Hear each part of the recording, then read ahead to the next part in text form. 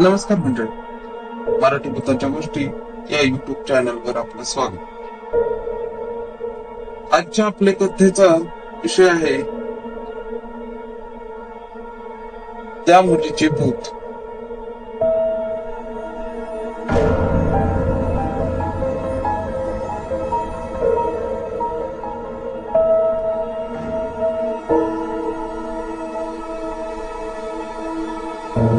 मी आणि माझे फ्रेंड्स एका भरपाळ ठिकाणी पिकनिकला गेलो. तर झाले असे की आम्ही तिथे गेल्यावर एका हॉटेलमध्ये राहायचे ठरवले. 5 मजली इमारत होती. आम्ही तिथे गेल्यावर 4थ्या मजल्यावरचा एक रूम बुक केला. वातावरण जरा विचित्र वाटत होते. नंतर आम्ही रूमवर गेलो आणि फ्रेश झालो आणि मी बाहेर आले. मला हॉटेलच्या टेरेसवर जायचे होते कारण तिथे फारच छान बाग आहे असे आम्हाला तिथल्या मॅनेजरने सांगितले होते. म्हणून मी एकटीच टेरेसवर निघालो. लिफ्ट नव्हती.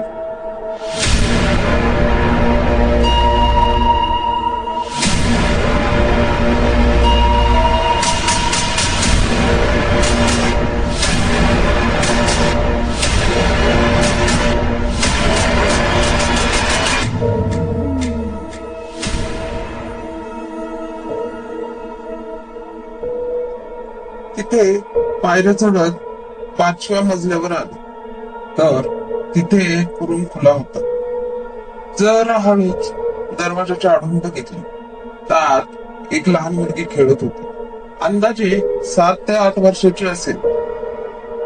तिने मला बघितले आणि आत बोलवले. म्हणून मी आत गेले आणि तिला एक पा दिला व तिला नाव विचारलं. तर तिने मला काही न सांगताच माझ्या भोवती फिरून खेळू लागली. तिला असे खेळताना पाहून मला आनंदच वाटत होता. मग मी तिला एक मुका देऊन मी टेरेसवर गेलो. असाच नंतर फ्रेंड सोबत खूप मजेत दिवस गेले.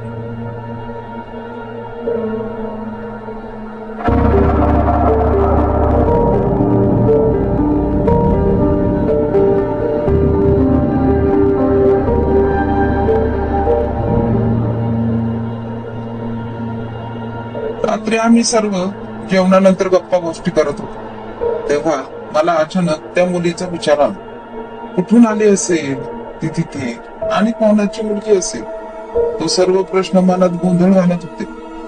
असेच मी मध्येच गप्पा काय झाले म्हणून सर्व मला विचारू लागले. काय झाले म्हणून मी त्यांना ती घटना सांगितली तेव्हा ते म्हणाले असेल कोणत्या तरी स्टाफची मुलगी किंवा मॅनेजरची. खेळत खेळत गेली असेल 5व्या मजल्यावर. पण मला हे पटण्यासारखे नव्हते म्हणून मी तेव्हाच मॅनेजरकडे गेले.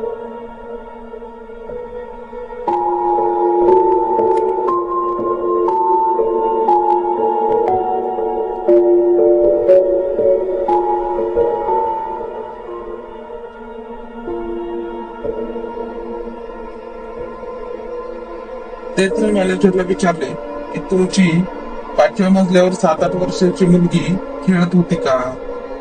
त्या रूम मध्ये त्याने आश्चर्यचकित होऊन माझ्याकडे पाहिले आणि सांगितले की आमच्या हॉटेलमध्ये स्टाफच्या परवानगीशिवाय कोणालाही आत घेत नाही. ती त्याची मुलगी नसल्याचेही त्याने सांगितले. हे ऐकून मी स्तब्ध झाले आणि विचारात पडले. तसेच रूमवर गेले. मला टेन्शन असल्याचे पाहून फ्रेंड्सने विचारले आता काय झाले? स्टाफचीच मुलगी होती ना ती? तेव्हा मी त्यांना सांगितले की नाही. म्हणून ते सुद्धा चकित झाले. आता सर्वांनी झोपा, आपण उद्या तपास करू.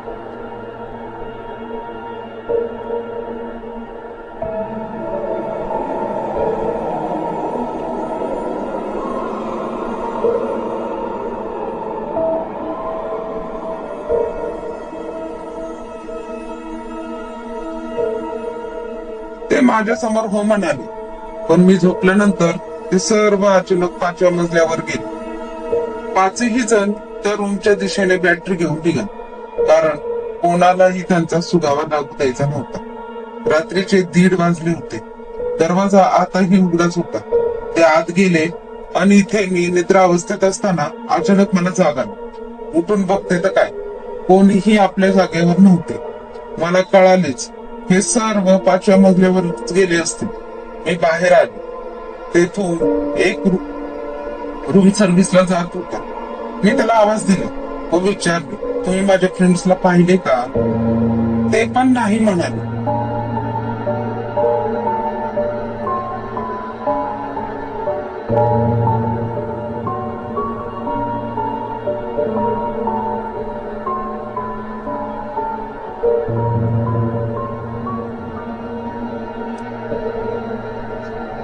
ते पुढे जाऊ लागले, पण मला अजून त्याला खूप काही प्रश्न विचारायचे होते. म्हणून त्याला मी परत थांबवले आणि 5व्या मजल्यावरील त्या छोट्या मुलीचे रहस्य विचार टाळाटाळ करत होते. पण मी जबरदस्तीने त्याच्याकडून माहिती मिळवलीच. काही वर्षापूर्वी 5व्या मजल्यावर एक कुटुंब पिकनिकसाठी आले होते. नवरा बायको आणि 7-8 वर्षाची मुली. एक वीक पिकनिक साठी ते आले होते. पण एके दिवशी ती लहान मुलगी बाल्कनीतून खेळता खेळता खाली दगडावर पडली आणि तिचा तिथेच मृत्यू झाला. तिला इथेच पाठच्या स्मशानभूमीमध्ये दफन करण्यात आले.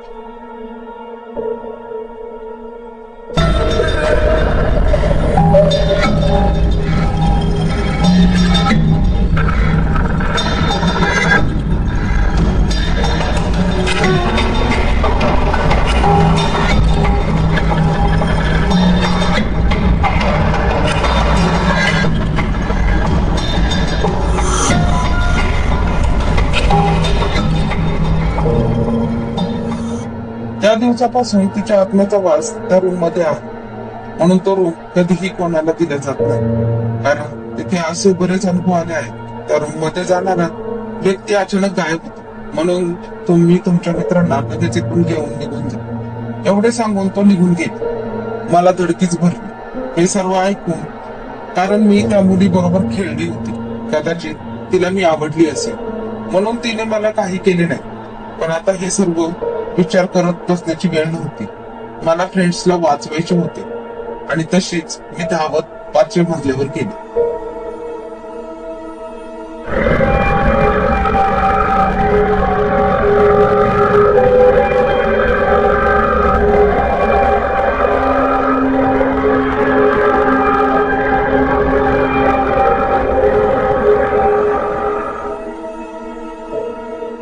आता 2 वाजले होते. माझ्या मनात विचार मंडळी बोलत होती. मी त्या रूमच्या दिशेने सरसावली तर दरवाजा आता बंद होता. मला काय करू आणि काय नाही असे झाले होते. मी त्या मुलीला हाक मारला, ए चकुली, माझी ऐक, मी तुझी ताई बोलतेय. तुला खेळायचे आहे ना माझ्या बरोबर? तर चल लवकर, दार उघड, नाहीतर मी निघून जाईल. हे ऐकताच दरवाजा आपोआप उघडला. मनात तर खूप भीती वाटत होती, पण काय करू, मित्र पण खूप प्रिय होते. म्हणून मी काही विचार न करता आत शिरले. सर्वत्र अंधुक असे दिसत होते, जसे फक्त त्या रूम मध्येच धुके जमा झाले आहे.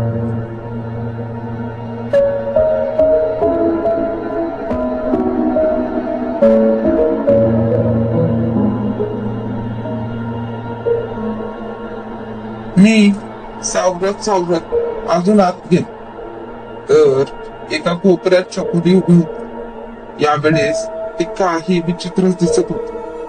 डोळ्याभोवती काळे डाग, केस विस्कटले, देह पूर्ण सफेद झालेला. खूप घाबरलेली, पण तसे बसे जरा लाडात येऊन चकुलीला म्हंटले, ए चकुली, तुझ्या बरोबर खेळण्यासाठी मी माझ्या फ्रेंड्सला इथे पाठवले होते. कुठे आहेत ते? त्यावर तिने काही न बोलता मला एका ठिकाणी बोटाने दिशा दाखवली. मी तिथे गेले तर सर्व बघून माझी बोबडीच वळली. माझे सर्व फ्रेंड्स एखाद्या मूर्तीसारखे बनले होते. मी त्यांना बघून घाबरलेच. तेवढ्यात चकुली माझ्या मागे उभी राहिली.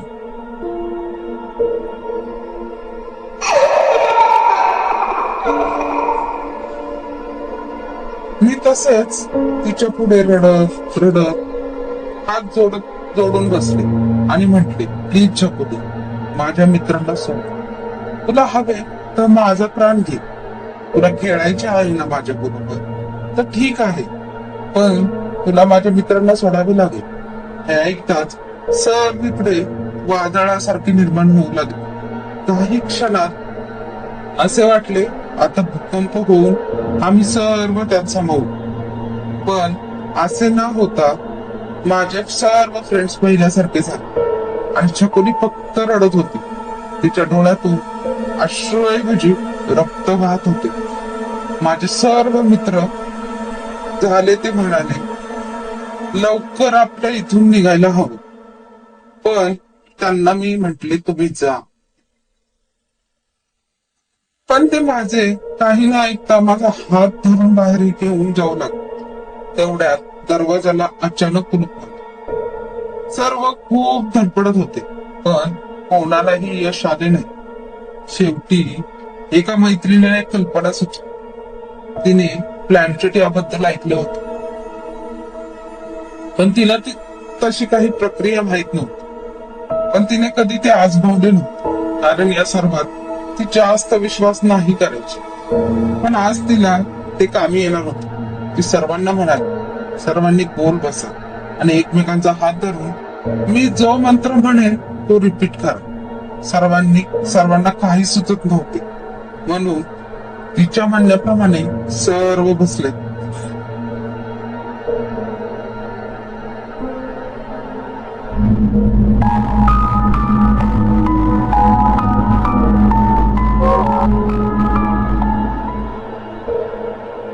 थोड्याच वेळात प्रक्रिया सुरू झाली. जसजसे मी मंत्रांचा उच्चार वाढत गेला तसतशी ती छकुलीला बोलू लागली. इतक्यात छकुली तिथे पुन्हा आली. तिला विचारण्यात आले काय हवे तुला, तू का असं करत आहेस. तिने सांगितले मला ताई पाहिजे. तेवढ्यात माझी मैत्रीण म्हणाली ती सोडून काही बघ.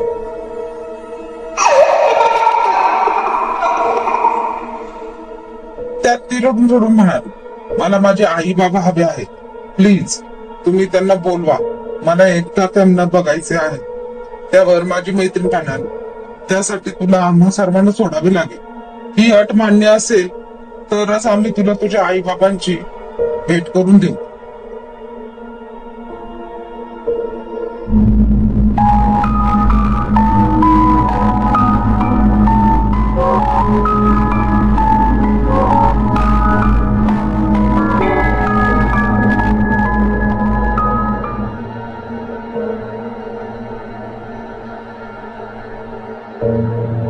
तसेच तिने तिचे एक फोटो दिला आणि म्हणाली माझ्या आई बाबांना तो द्या म्हणजे ते येतील. हे म्हणताच आम्ही सर्व बेशुद्ध पडलो. जेव्हा डोळे उघडले तेव्हा आम्ही बर्फात लोळत पडलो होतो. आमच्या हातात तिचा फोटो होता.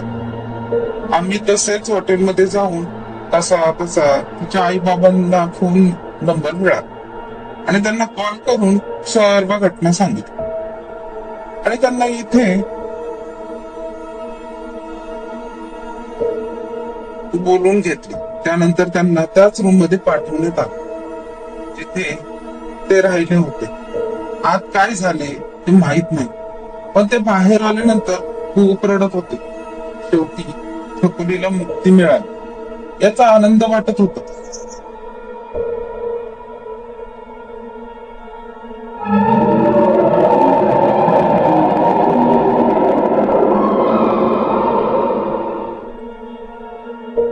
आणि खूप रडूही येत होत. अशीच रडता रडता मी बेशुद्ध झालो. त्यानंतर मला झोप लागली नाही. त्या खूप घाबरले होते. मी वाट बघत होते ते फक्त सकाळ होण्याची.